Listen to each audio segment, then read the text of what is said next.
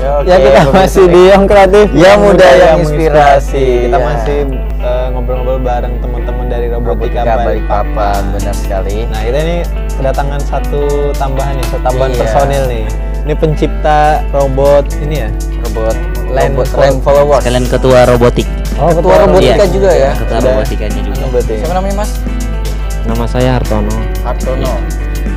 Nah, ini waktu nyiptain ini idenya dari mana, Mas?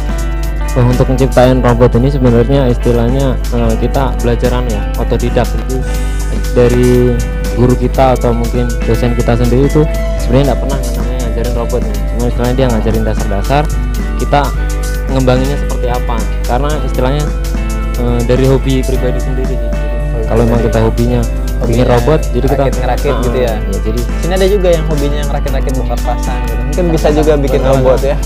Iya, saya biasa bongkar-bongkar radio. Enak bongkarnya, masang susah. Ini ketua servis. Nah, terus bisa diceritain nih gimana nih cara kerjanya robot ini? Sekalian bisa dicobain. Praktekan mungkin Land followers. oh ya bisa. Followersnya udah berapa, Mas? Land? Iya. Ini inspirasi sosmed mungkin Mas ya. Iya bisa juga. Jadi untuk land follower ini ada beberapa konsep. Yang pertama dari sensor. Setelah sensor itu kita pakai namanya komparator untuk membandingkan Komparator tuh, Mas? untuk membandingkan tegangan input. Jadi ada dua input itu kita bandingkan, yang akhirnya jadi logika 0 atau 1 atau 5 volt atau 0 volt.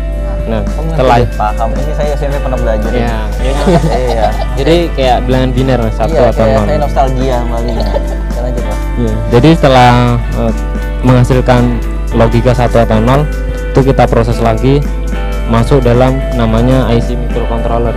Ya, IC microcontroller ini ya sebuah chip yang terintegrasi, yang istilahnya cara kerja IC tersebut bisa kita atur sesuai dengan keinginan kita atau bahasa pemrograman yang akan diisi ke dalam IC Sudah tersebut. ditanam di Iya, dalam ditanam robot ini sih. ya.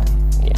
Nah, setelah dalam IC itu keluar lagi masuk ke namanya driver motor yang fungsinya untuk menggerakkan motor kanan dan motor kiri, yang nanti kan bisa berputar ke kanan atau ke kiri atau lurus atau mundur. Itu nanti yang ngatur yaitu driver motor yang di belakang ini mungkin bisa dilihat. Yang putihnya itu ya, Mas ya? Ya, jadi untuk yang mungkin Motornya mana? sekaligus jelasin dari awal tadi. Nah, untuk sensor mungkin bisa dilihat. Nah, tuh. Ya, Seret. Itu yang yang biru sensor ini. ini yang Ya. yang di bawah. Ya. Jadi ada 8 sensor yang kita pakai, yaitu namanya fotodioda, dan yang atasnya ini pakai LED. Oh, enggak kehalangan tuh sensornya ketutup LED. Oh, nggak apa-apa. Jadi LED super black ini untuk memancarkan cahaya yang nantinya memantul dari dasar itu ke sensornya. Nah, setelah sensor itu masuk namanya di komparator, ini IC komparator yang saya bilang tadi, membandingkan tegangan tadi yang menghasilkan output 1 atau 0, logika 1 atau 0, yang akhirnya masuk ke dalam IC. Nah, ini ada namanya IC microcontroller. Ini merupakan tipe Atmega 16, yaitu keluarganya APR. Mungkin kalau yang tentang apa ya, mahasiswa elektro mungkin paham tentang ini ya. Udah tahu dia. Ya, ini juga Nanti namanya ban kan Mas? Iya, ini namanya ban. Saya tahu. Oh iya, lanjut Mas. Itu namanya kabel. Ya, ini kabel. Tahu ya? Sepeda. Iya. Iya. Jadi kalau setelah masuk IC itu masuk ke driver motor. Nah, untuk driver motor ini yang fungsinya untuk menggerakkan yang motor kanan atau motor kiri. Nah, itu diatur oleh IC di sini. Yang atur dari IC microcontrollernya Mas untuk gerakan kanan atau Pusatnya ya, buat ya, menggerakkan jadi dari semua itu. otak dari robot ini yaitu IC microcontroller. Jadi program itu ditanam di Iya, ditanam di situ Mas. Dedet. ya sedikit paham lah. Ngerti, paham. Ini kan dia membaca garis-garis hitam ya. Iya. Garis-garis cinta nggak bisa Mas ya. Nggak bisa. Mudah aja kok ini bikin ini. Udah Udah berapa lama Mas ini waktu Berapa bikinnya? lama? Ini kemarin bikin sekitar 1 mingguan. 1 minggu ya. Satu Tapi kalau untuk yang hasil seperti ini lama, karena istilahnya dari awal sudah kita rubah-rubah dari land follower analog akhirnya jadi seperti land follower digital, karena kita gonta-ganti komponen untuk mengembangin robotnya, jadi perlu memang pengembangan. ini pun sebenarnya masih perlu pengembangan lagi.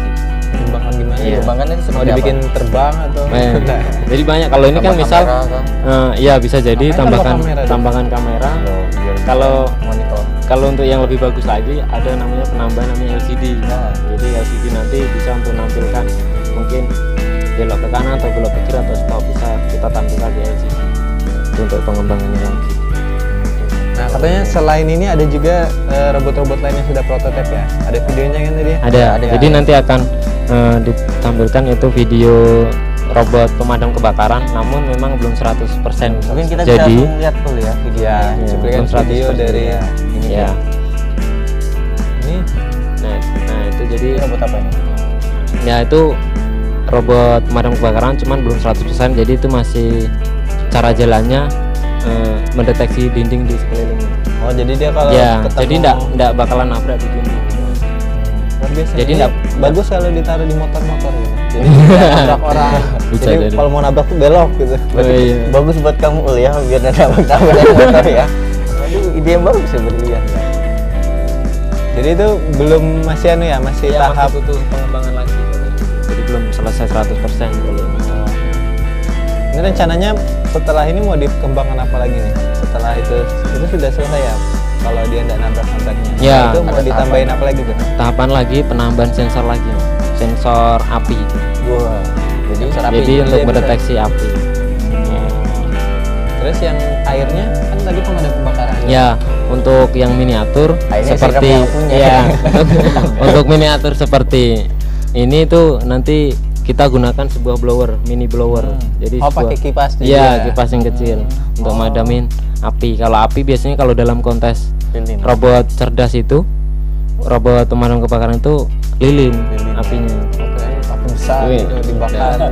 Terus pakai kipas kayak apa padamnya. Makanya katanya pakai air tadi. Iya. Ya selang gitu.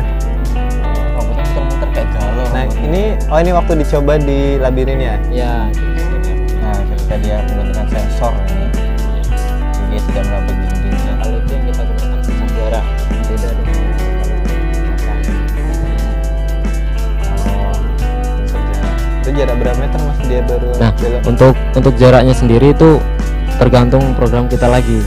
Nah, kalau yang itu kan kemarin saya program di jarak 10 cm. Jadi di kanan 10 cm, sebelah kiri 10 cm. Oh, jadi dia bisa diatur juga ya? Misalnya Bisa. jarak semeter gitu dia. Ya, bisa. Kan nggak bisa jojo ya mas, kalau jojo kan LDR nanti. Iya.